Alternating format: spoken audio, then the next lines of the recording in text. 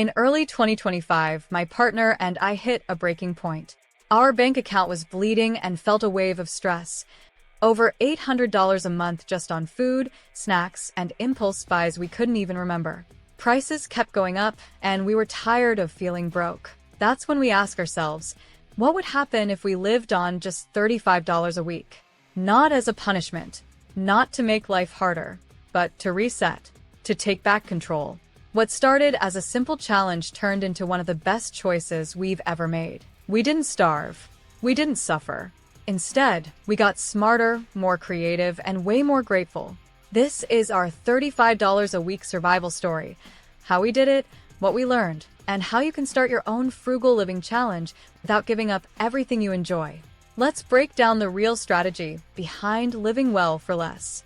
It all started on a quiet Sunday morning. We were going through our bank statements, and it felt like we were watching money disappear. Groceries, takeout, snacks, food delivery, it all added up fast. And with prices going up every month, we knew we had to do something different. One night, I saw a no-spend challenge video online. A girl shared how she lived on less than $40 a week and still ate well. It was simple but powerful. That got us thinking, could we really cut our spending that low? We decided to try it. Not forever, just for 1 month. We picked $35 a week as our limit. That meant $5 per day for both of us. It sounded wild, but also exciting. This wasn't about being cheap. It was about learning to live on purpose. We wanted to stop wasting money, food, and energy. We wanted to feel in control again. Instead of focusing on what we couldn't have, we focused on what we really needed. That small choice, just $35 a week, turned into a big change in how we lived, ate, and thought about money. Number 1. Redefining Essentials. Before we started this $35 a week journey, we thought we were already being careful with money. But once we looked closely, we saw how much we were buying just out of habit, not need. So we started with something simple, an inventory check. We opened every kitchen cabinet, drawer, and shelf. We made a list of everything we already had, pasta, frozen veggies, and spices we hadn't used in months. That's when we realized we didn't need to buy more food. We needed to use what we had. This mindset shift was the beginning of our extreme frugality journey. We also learned about what we call the food loop. It means cooking meals that can turn into other meals. For example, we'd roast sweet potatoes one day, turn the leftovers into soup the next, then use the rest in wraps for lunch. We also stopped buying default items like juice, chips, or soda. Not because they're bad, but because they were quietly draining our grocery budget. Instead, we focused on base foods: oats, eggs, rice, and lentils. These are cheap, healthy, and easy to turn into different meals. We also started using apps to grab discounted food that stores were about to throw out. Sometimes, we got $20 worth of food for just $4. Redefining what we really needed changed everything. It made grocery shopping faster, cheaper, and less stressful. Once we cut the noise, we saw how little we truly needed to eat well and feel full. Number 2, our $35 weekly strategy. Once we decided to stick to $35 a week, we knew we had to plan carefully. Every dollar had to count. So we made a rule: spend with purpose, not habit. The first step was to plan our meals before we went shopping. We focused on foods that were affordable, filling, and flexible, like rice, oats, eggs, frozen vegetables, and dried beans. These became the base of most of our meals. From there, we built recipes that could stretch into 2 or 3 meals. For example, a big pot of lentil stew could become lunch for days, or be added to rice or bread to make something new. Instead of shopping wherever was closest, we started going to stores at specific times, like evenings or Sunday afternoons, when they were more likely to mark items down. That one tweak, shopping smarter, not harder, helped us cut expenses fast. We learned to check the clearance shelves first and look for quick sale stickers. If something was on sale and fit into our plan, we grabbed it. If not, we walked away. We also made friends with food apps. Every week, we checked Too Good to Go or Flash Food for cheap food from local stores. These surprise bags often gave us fresh bread, produce, or even pre-made meals for just a few dollars. It felt like a small treasure hunt, and it helped us stay excited about the challenge. We didn't buy snacks, soda, or extras unless they fit the budget. If we wanted something sweet or special, we made it at home. That made it feel like a treat, not a habit. In the end, the budget didn't feel limiting. It felt freeing. Every meal had meaning, and every dollar was well spent. Number 3, community, not isolation. At first, we worried that living on $35 a week would mean missing out. No dinners with friends, no coffee dates, no fun. But something surprising happened.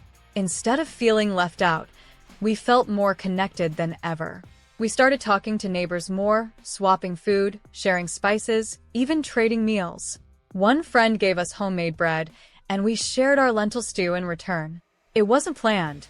It just happened naturally. We also joined a local community kitchen that cooked meals from leftover food collected from stores. Saving money doesn't have to mean isolation. It can mean finding your people. For just a small donation or volunteering, we got a warm meal and made new friends. It felt good to be part of something bigger. Online, we found groups and local Facebook pages where people gave away free food or shared deals. We learned so much just by reading others' tips. The truth is, saving money doesn't mean being alone. It can bring people together in small, meaningful ways. Sharing, helping, and learning from others made this journey feel rich, even without spending much. We found out that being frugal doesn't have to be lonely.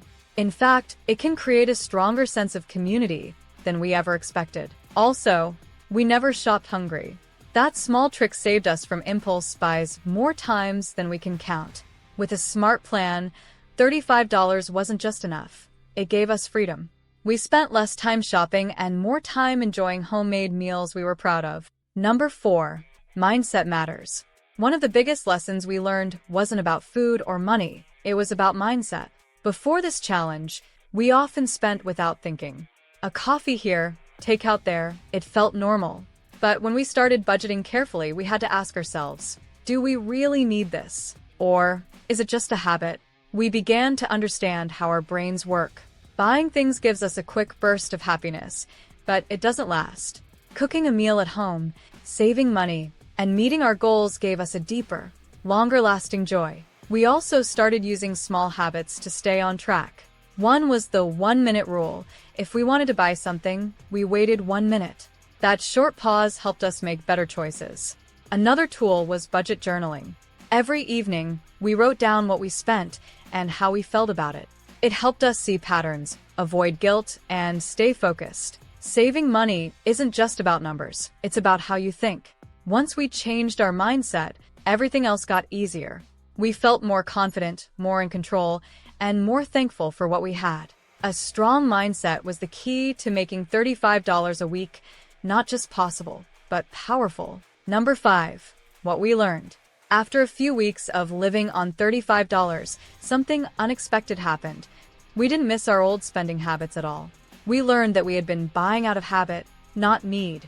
Once we removed the extras, we saw how much we already had. Our kitchen was full of possibilities. We just had to be creative. We also learned that home-cooked meals gave us more energy and helped us sleep better. Our stress went down because we weren't worrying about bills all the time. Another big lesson was how much waste we used to create. Now we use everything, from veggie scraps for broth to leftover rice and stir-fry. Nothing goes to the trash without a second thought. And best of all, we started saving real money. In just 1 month, we had a few $100s left over. We used it to start a small emergency fund and fix a few things around our home. This wasn't just a save money or budget hack. It was a life reset rooted in frugal living, intention, and quiet financial growth. We now see spending differently. We ask, does this add value? If not, we skip it. Living simply taught us something powerful. Having less can actually give you more. Living on $35 a week started as a challenge, but it became something much bigger. We didn't just save money. We became more creative, more mindful, and more grateful. This journey showed us that you don't need a lot to live well. With the right mindset, simple tools, and a bit of planning, anyone can take back control of their money. If you're feeling stuck, try it, even for 1 week. You might be surprised at what you learn. Less spending doesn't mean less life. Sometimes it means more freedom than ever before. Want to learn how real people are building quiet wealth and achieving financial success? Then watch this video next. Don't forget to like, comment, and subscribe to the channel to see more content like this. Thanks for watching, and I'll see you in the next video.